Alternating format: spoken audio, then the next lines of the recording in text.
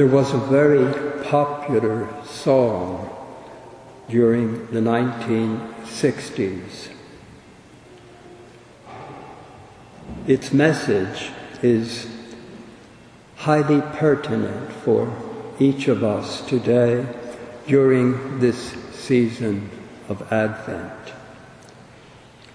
Here is its refrain.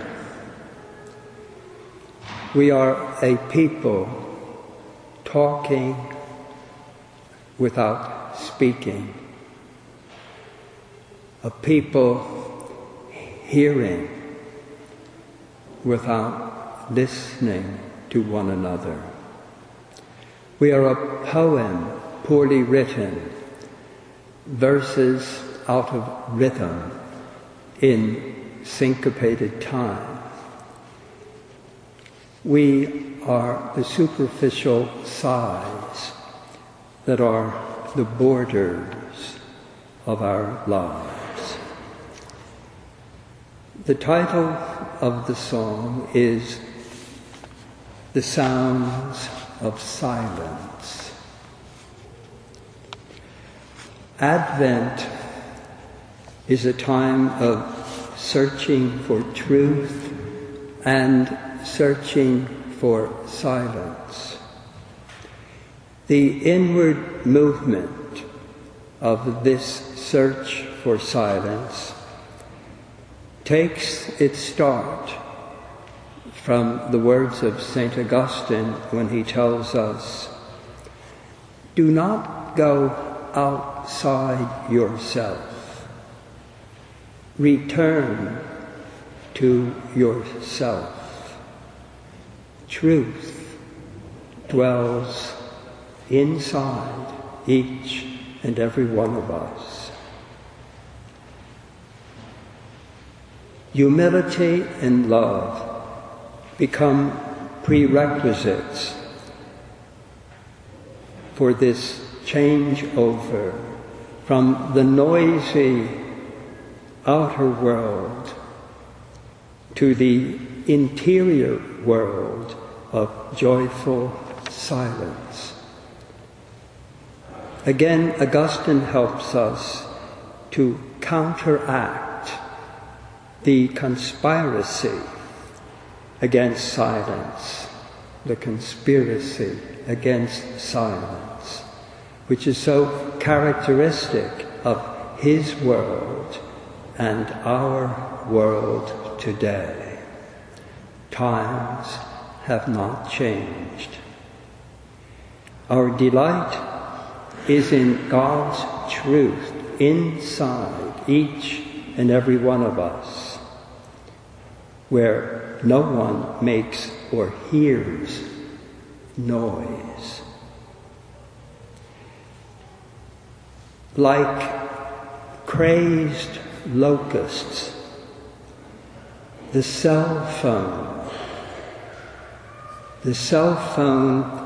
has robbed the universe of silence by eating up what is left of silence. And this observation of George Steiner in his criticism of communication overload and communication breakdown in contemporary culture, this criticism would win enthusiastic approval from St. Augustine. On a visit to the United States early in the 18th century, a Frenchman named Alexis de Tocqueville, the 1740s, he described what he calls the habit of inattention. The habit of inattention that is so characteristic of North Americans. We go from distraction to distraction by distraction. It's so easy to get distracted. How much more so in this 21st century? This is sadly true not only of ourselves, but also of so many people in the world today. Another voice, this is a voice from the 20th century, echoes St. John's Gospel in poetry, verse that is singularly apposite to Advent. T.S. Eliot writes, "Where shall the Word be found? Where will the Word resound? Not here. There's not enough silence. Not on the sea or on the islands, not on the mainland, in the desert or the rainland. For those who walk in darkness, both in the daytime and in the nighttime, the right time and the right place are not here. No place of grace for those who avoid the place. No time to rejoice for those who walk among the noise and deny the voice." This is the message of St. John's Gospel.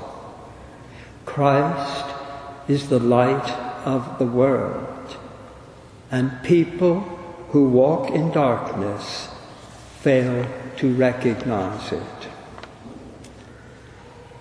There are three personalities calling out to each of us during these 4 weeks before Christmas.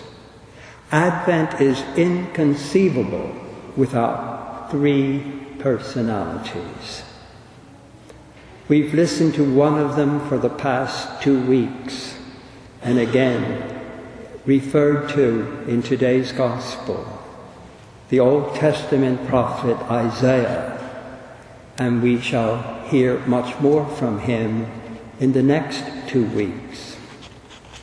We shall also hear more from the greatest of the prophets, John the Baptist.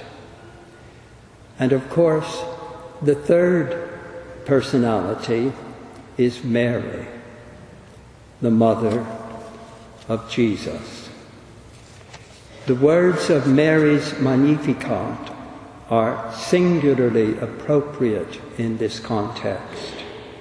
"From this day all generations shall call me blessed. The Almighty has done great things for me."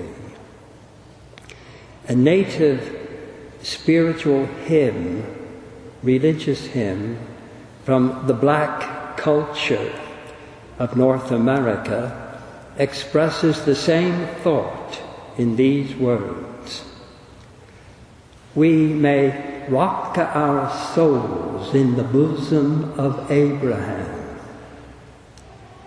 but we should never lose sight of the fact that God was carried in the bosom of a mother." That God was carried in the bosom of a mother.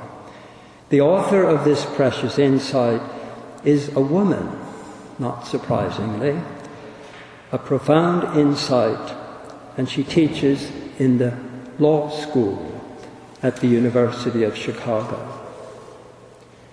To this chorus of voices we add St. Augustine's voice. God so loved the world for our sake that he, through whom all times were made, was made in time. He was younger in age than all his servants in the world, though he is older in eternity than the world itself. He who made man was made man. He was formed by a mother whom he created. He was carried and cuddled in arms that he fashioned. He sucked at breasts which he filled, though he is the Word without whom human speech is at a loss for words. The essential uniqueness of our Christian faith, my dear people, the essential element, uniqueness, I say, of our faith is not any theory about love. It's not any theory at all or anything. But the one thing, the fact, the historical fact of Jesus Christ. And so today, with 10 days to go before Christmas, may we enjoy during this season of Advent the fullest measure of God's blessings as we prepare once again for the birthday of the Father's only begotten Son. To conclude, here is another thought from St. Augustine, a reflection on his favorite subject, which was time. People are saying bad times, the worst of times. The times are evil, the times are troubled. That's what people are saying today. Let us live good lives, and the times will be good. We are the times, such as we are. Such are the times. Thank you.